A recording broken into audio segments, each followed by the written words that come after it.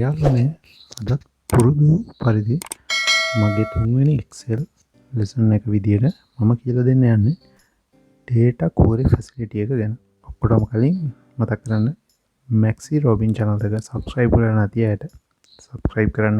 data query facility එකෙන් කරන්නේ data table එකක තියෙන data ටිකක් අපිට අවශ්‍ය විදියට filter කරන එක. ඒකේ මුලින්ම අපි table එකක් ගමු. ඒ කියන්නේ data set එකක් ගන්න පුළුවන්.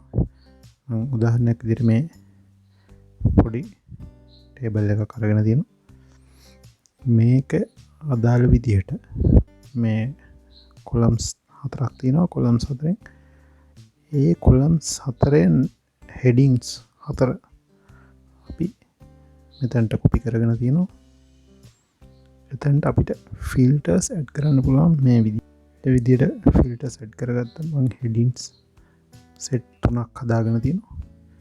ඒ set 3 ඒ filter එක add වෙච්චි data set එක වෙන තැනකට හරි වෙන page එකකට හරි අපිට ගන්න විදිය මම පෙන්නනවා.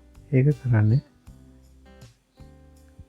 මේ menu bar එකේ data කියන tab එකේදී තියෙනවා advanced filter. advanced filter එකට click කරලා අපිට වෙනත් location එකකට අවශ්‍ය නම් මේකේ action එක විදිහට copy to another location දෙන්න පුළුවන්. නැත්නම් මේ data එක තියෙන තැනම replace වෙනවා. copy to another location දීලා අපිට ඊටසේ අපිට අවශ්‍ය data set එක filter කරන්න අවශ්‍ය data set එක select කරගන්න ඕනේ මේ විදිහට. ඊට පස්සේ ඒකට අදාළ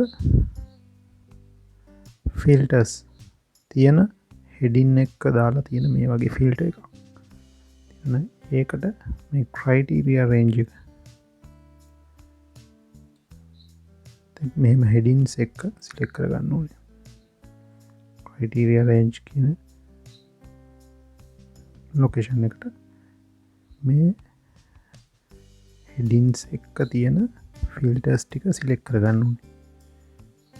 ඊට පස්සේ අපේ මොන location එකටද මේක filter වෙච්ච data ටික set එක එන්න ඕනේ කියලා select කරලා okay කරනවා. ඒකට අදාළ set එක එතනට filter වෙලා පෙන්නනවා. ඒක වඩා මුලින්ම තියෙන data set එකත් එක්ක compare කරලා බලන්න පුළුවන්.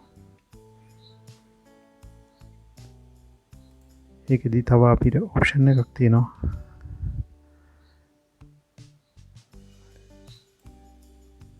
මේ විදිහටම criteria එක select කරලා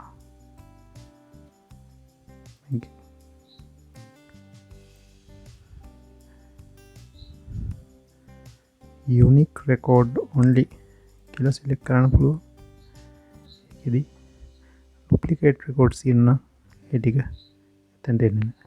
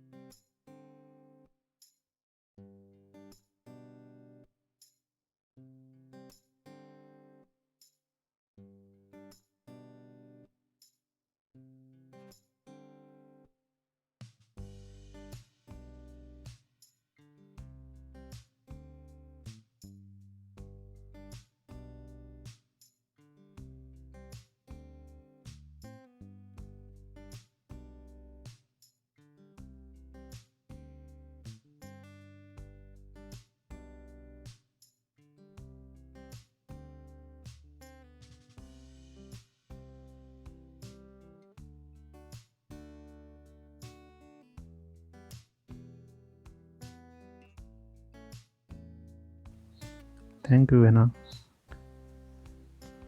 ඊළඟ වීඩියෝ එක හම්බෙමු.